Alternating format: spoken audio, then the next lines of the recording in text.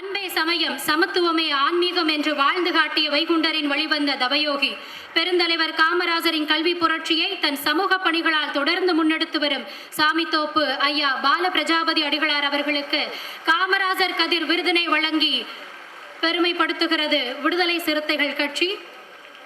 விருதினை வழங்குகிறார் எழுச்சி தமிழர் தொல்காப்பியன் திருமாவளவன் அவர்கள். பெருந்தலைவர் காமராஜர் அரங்கில் பெருந்தலைவரிடமிருந்து நான் நேரடியாக காமராஜ் கதிர் விருதை பெறுகிறேன். தமிழகத்திலே வாழும் காமராஜர் யார் என்று கேட்டால் போற்றுதலுக்குரிய சொல் திருமாவளவன் அவர்கள்தான் என்பதை நான் உறுதிப்படுத்தி இருக்கிறேன். எனவே காமராஜர் வாழ்ந்த காலம், காமராஜ் ஆண்ட காலம் பொற்காலம் என்றால் தமிழகத்திற்கு அல்ல இந்தியாவுக்கு இன்னொரு பொற்காலம் வர வேண்டுமானால் சொல் திருமாவளவன் அவர்கள் வாழும் காமராஜ் அவர்கள் ஆட்சி அதிகாரத்திலே வர வேண்டும். இது நான் எங்கு சொல்வதல்ல, லட்சம் பேர் கூடுகிற எங்களுடைய மத விழாவிலே நான் தெளிவாக சொல்லுவேன். காரணம், இந்த நாட்டுக்கு தேவை எது என்பதை ஆன்மீகவாதி சொல்லவில்லையானால் அவன் ஆன்மீகவாதி அல்ல. அவர்கள் ஏதோ வழிபோக்கர்களாக இருந்திருப்பார்கள். நான் வழிபோக்கன் அல்ல, இந்த மண்ணுக்கு சொந்தக்காரன். இந்த மண் தலைந்து வர வேண்டும், எதிர்கால சந்ததி நல்வாழ்வை பெற வேண்டும். அதற்காக நான் அவரோடு பயணிக்கிறேன். அவரோடு நான் பொது வாழ்வில் மட்டுமல்ல தனி வாழ்விலும் பயணிக்கிறேன். என்னுடைய இறுதிச் சடங்கு யார் செய்ய வேண்டுமானால் சொல் திருமாவளவன் அவர்களால் செய்ய வேண்டும் என்று ஆணையிட்டு வைத்திருக்கிறேன். என்னோடு வாழுகிற ஐயா வைகுண்டருடைய அந்த வழிவந்த காரணத்தினால் சால கிடப்பாரை தற்காப்பதுவே தர்மம். தர்மத்திற்கு புதிய விளக்கம் சால கிடப்பாரை தற்காப்பதுதான். உன்னை விட தாழ்ந்து ஒருவன் இந்த உலகில் இருக்கக்கூடாது, சமநிலை பெற வேண்டும். அதுதான் சமத்துவம், அதுதான் சமயம் கற்றுத்தந்த பாடம். எனவே அவர்கள் நானும் சந்தித்த நாள் சொட்டு என்னுடைய தாயார் இறந்த பொழுது அவர்கள் வந்து ஒரு பேரனாக நின்று அந்த சடங்கிலே கலந்து கொண்டார்கள்.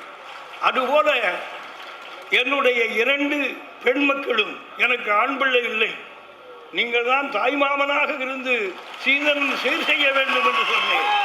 அவர்கள் செய்தார்கள். 1 கோடி மக்கள் வாழுகிற தென்கோடியிலே ஒரு சமுதாயம் என்னை எட்டி பார்த்தது.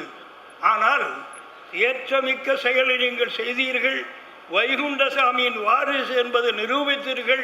நமக்கு சாதி இல்லை, இந்த சமுதாயத்திலே சாதி ஏற்றத்தாழ்வு இருக்கக்கூடாது என்பதற்காக கிணற்றில் தண்ணீர் எடுக்கக்கூடாது என்பது திருவிதாங்கூருடைய சட்டம். அதற்காக ஒரு கிணறை அங்கே உருவாக்கி அந்த கிணற்றில் 18 ஜாதியும் வெளிவந்ததென்று ஒன்றாக குளிக்க வேண்டும், ஒன்றாக இன்று அது நடந்து கொண்டிருக்கிறது. எனவே எங்களை பொறுத்தமட்டில் மதம் என்பது சமத்துவம், சகோதரத்துவம், தீண்டாமை இன்மை. சொட்டு நாமம் சாற்றுது. நாங்கள் கட்சியிலே போடுவது வைணவ நாமமோ சைவ நாமமோ அல்ல. ஐயா வைகுண்டர் கற்றுத்தந்த நீதியின் அந்த ஒளி சுடர், அந்த நாமத்தை போடுவது சொட்டு சாற்ற வேண்டும் என்று சொன்னார். காரணம், இன்று வரை பிரசாதத்தை தூக்கி போடுகிற தமிழகத்திலே வாழுகிறோம். பிரசாதத்தை கையிலே கொடுப்பதில்லை, ஆனால் சொட்டுத்தான் குருமுறையிலே இருக்கிறவன் செய்ய வேண்டும், வேற்றுமை இருக்கக்கூடாது. அதுபோல 18 ஜாதியும் ஆணும் பெண்ணும் சேர்ந்து ஆண்டவனுக்கு பணியாற்ற வேண்டும் என்பதற்காக நான் 1000த்திற்கும் மேற்பட்ட ஆலயங்களை கண்ணாடியை நிறுவி, நீயே கடவுள், உனக்குள்ளே தெய்வம் இருக்கிறான், உன்னில் கடவுள் இல்லையானால் இந்த உலகில் எங்கும் இல்லை என்று சொன்ன அந்த தத்துவத்தை நிலைநாட்டி அதற்காக பாடுபடுகிறேன். எனவே என்னை பொறுத்தமட்டில் அவர் என்னுடைய ஒவ்வொரு காரியத்திலும் வந்திருக்கிறார். ஆனால் அது உங்களுக்கெல்லாம் தெரியும். டெல்லிக்கு சென்று விட்டார். என்னுடைய தாயார் இறந்த செய்தி கிடைக்கிறது. டெல்லியிலே போன அந்த விமானத்திற்கு அடுத்த விமானத்திலே சென்னைக்கு வந்து, சென்னையிலிருந்து சாமிதோப்புக்கு வந்து 1 நாள் முழுக்க என்னோடு இந்த உன்னதமான அந்த தெய்வீக நம்பிக்கை எனக்கு தந்த அருமைக்கும் பெருமைக்கும் உரிய அவர்கள் இருந்தார்களானால் அதை விட சிறந்த ஒரு விருது எனக்கு அவர்கள் தர வேண்டியதில்லை. ஏற்கனவே நாங்கள் விருதை பெற்றிருக்கிறோம். பொதுவாக இங்கே நாட்டிலே பல இயக்கங்கள் விருது வழங்கும். அவர்களுடைய இயக்கத்தில் உள்ளவர்களை தன்னைத்தானே போற்றிக் கொள்வார்கள், தன்னைத்தானே பாராட்டிக் கொள்வார்கள். ஆனால் எந்த இயக்கம் என்றில்லை, நன்மை செய்கிற அத்தனை இயக்கங்களையும் சீர்திருத்தவாதிகளை அழைத்து பாராட்டுகிற தன்மை இருக்கிறதானால் அது விடுதலை சிறுத்தையை இந்த உலகிற்கு தந்த உத்தமனுடைய அந்த உன்னதமான செயல்பாடுதான். எனவே காமராஜரை பொறுத்தமட்டில் கன்னியாகுமரி எப்படி வைத்திருக்கிறது என்று உங்களுக்கு தெரியும். அங்கே நான் காமராஜர் வாழுகிறார், அது திருமாவளவர் அவர்கள் அந்த தொல்காப்பிய அந்த திருமாவளவர் அவர்கள் வடிவிலே வாழுகிறார்கள், அவருடைய கருத்தை பலப்படுத்த வேண்டும் என்று நான் தைரியமாக பேசுகிறேன். ஆனால் அதுபோல என்னுடைய காரியங்களில் அவர் கலந்து கொள்ளுகிற பொழுது எல்லோரும் பார்வையாளராக என்று பாராட்டினார்களே ஒழிய என்னுடைய சமயம், என்னுடைய சமூகம் ஒரு நபர் கூட இதை மாற்றி பேசவில்லை. ஆனால் நான் எடுத்திருக்கிற எடுப்பு சரிதான். 5 முறை காமராஜர் எங்களுடைய இல்லத்திற்கு வந்திருக்கிறார். இன்று கேரளத்தில் ஆட்சி அதிகாரம் நடக்கிறதானால் அதற்கு காரணம் என்னுடைய தந்தைக்கு திருவிதாங்கூர் அரசு IAS கன்ஃபர்மேஷன் கொடுத்தது. அந்த சமுதாயம் இங்கே பிற்படுத்தப்பட்ட ஒடுக்கப்பட்ட சமுதாயத்திலே 7 பேர் அந்த பட்டதாரிகள்.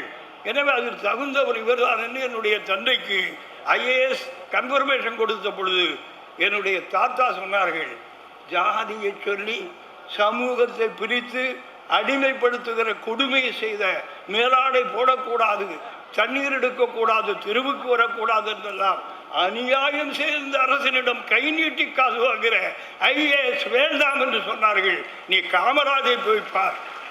ஒருவன் இந்த தென்பூமியிலே விருதுநகரில் இருந்து கொண்டு நல்ல காரியங்களை செய்கிறான், தேசியத்திற்கு செய்கிறான் என்று அவர்களை அந்த இடத்தில் இறக்கினார்கள். எனவே நாங்கள் திருவிதாங்கூரிலிருந்து தமிழகத்திலே சேருகிற பொழுது 7 சட்டமன்ற உறுப்பினரோடும் ஒரு பாராளுமன்ற உறுப்பினரோடும் ஒரு மேல்சை உறுப்பினரோடும் நாங்கள் தமிழகத்தோடு இணைந்தோம் என்றால் அந்த இணைப்பு தான் என்னையும் திருமா அவர்களையும் தமிழகத்தையும் இங்கே கூடியிருக்கிற அத்தனை சிறுத்தைகளையும் எங்களுக்கு உரிமையாக்கி தந்திருக்கிறது. இல்லையானால் நான் மலையாளம் வரையும் நான் மலையாளியாக இருந்திருப்பேன். நாங்கள் தமிழகத்தோடு சேர்ந்து தமிழ் உணர்வால் வாழுகிற காரணத்தினால் தமிழை ஆளுகிறது யாராக இருக்க வேண்டும்? அது விடுதலை சிறுத்தை பங்கேற்காத அரசு இருக்கக்கூடாது தமிழகத்திலே. இதை நாங்கள் இன்று சொல்லவில்லை, அன்றே சொன்னோம். ஒரு நாள் இரவு முழுக்க சொன்னோம், ஆட்சி அதிகாரத்திலே நீங்கள் பங்கேற்க வேண்டும் என்ற வார்த்தை அரங்கேறி இருக்கிறது. நீங்கள் நிச்சயமாக அமைச்சரவையிலே பங்கேற்க வேண்டும் என்று நான் கேட்டேன். அதுபோல போற்றுதற்குரிய நம்முடைய மாண்புமிகு அமைச்சர் அவர்களை இரவோடு இரவாக நான் பலமுறை பேசினேன். நீங்கள் விட்டுவிடக்கூடாது, இதுதான் சந்தர்ப்பம். நீங்கள் தொட்டு பிடிக்கிற இந்த உறுதி, நீங்கள் முதலமைச்சராக அமருகிற அந்த நிலைப்பாட்டிற்கான அச்சாரம் கூட்டுதல் என்று சொன்னேன். நீங்கள் இங்கல்ல, வாருங்கள் என்னோடு திருவனந்தபுரத்திற்கு போவோம். அங்கே ஐயங்காளி மகாத்மா அவர்களுடைய மக்கள் இருக்கிறார்கள். தலைமை தாங்குவதற்கு ஒரு தலைவன் வேண்டும். நீங்கள் திருமாவளவனை அவர்களை அழைத்து வர வேண்டும் என்று என்னோடு கேட்டுக்கொண்டிருக்கிறார்கள். அடுத்து திருவனந்தபுரத்திலே அவர்களை அழைத்து சென்று கேரளாவிலே ஒரு மறுமலர்ச்சியும் எழுச்சியும் இந்த எழுச்சி தமிழன் உருவாக்குவான் என்ற உத்தரவாதத்தை நான் சொல்லிக் கொள்வேன். ஏதோ நான் வார்த்தைக்கு அலங்காரத்துக்கு பேசுகிறவன் அல்ல. எனக்கு அவருக்கு உள்ள உறவு தாய் பிள்ளை உறவம்மா, இது தெய்வம் கொடுத்த தவமம்மா, வரமம்மா என்று சொல்லி எனக்கு விருது அவர்கள் இன்று தந்திருக்கிறார்கள். இந்த விருதை நான் பெறுவதிலே மகிழ்ச்சி அடைகிறேன். அந்த விருது இந்த அரங்கத்திலே அவர்கள் தருகிறார்கள் என்கிற பொழுது எத்தனையோ சிறப்பு மிக்கது. எனவே கேரளத்திலே சாதிய சமத்துவத்திற்காக அன்று ஐயா வைகுண்டர் சமத்துவ கிணறு, சமபந்தி போஜனம், அதுபோல சமத்துவ சமாஜம் என்று ஒன்று அமைத்தார். 18 ஜாதி மக்களும் ஒரு அமைப்புக்குள்ளே இருக்க வேண்டும் என்று அமைத்தார். இன்று கேரளத்திலே அதை அரசாங்கம் ஏற்றெடுத்திருக்கிறது. அதிலே நான் ஒரு அங்கம். காரணம், கன்னியாகுமரி மாவட்டம் கேரளத்தினுடைய நவோதானத்தினுடைய பிதாமகர் வைகுண்டர் பிறந்த மண் என்று கேரளம் நம்புகிறது. இன்று கேரளத்திலே பேசப்படுகிறது. எனவே கேரள அந்த அவர்களுடைய அடிப்படை கலாச்சாரம் கன்னியாகுமரியில் தொடங்குகிறது. எனவே நீங்கள் உறுப்பினராக இருக்க வேண்டும். நான் இருக்கிறேன். தமிழகத்திலும் அனைத்து ஜாதிய சங்கங்கள் இருக்கிறது. தலைவர்கள் எனக்கு தெரியும். நான் நேருக்காக பேசுவேன். தமிழகத்திலே திருமாவளவன் அவர்கள் தலைமையிலே அனைத்து சாதியும் இணைந்த தமிழ் சமுதாயங்களுடைய ஒரு கூட்டமைப்பை உருவாக்குவோம், உழைப்போம். தமிழக அரசு நல்லரசாக எதிர்காலத்தில் ஏற்றமிகு எழுச்சி தமிழன் அவர்களுடைய கைகாட்டலிலே கண்காட்டலிலே மட்டுமல்ல, அவருடைய தலைமையில் அமைத்து காட்டுவோம்.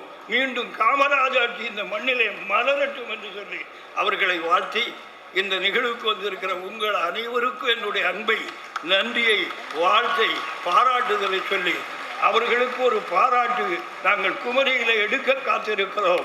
அனைத்து பெரியவர்கள் அந்த பாராட்டை பாராட்டி சிறப்பிக்க வேண்டும் என்று கேட்டு, வெல்க தமிழ், வாழ்க தமிழ், ஆழ்க தமிழ், அனைத்தும் தமிழாக நடைமுறையிலே நடைபெறட்டும் என்று சொல்லி அமைகிறேன். அன்பு வணக்கம்.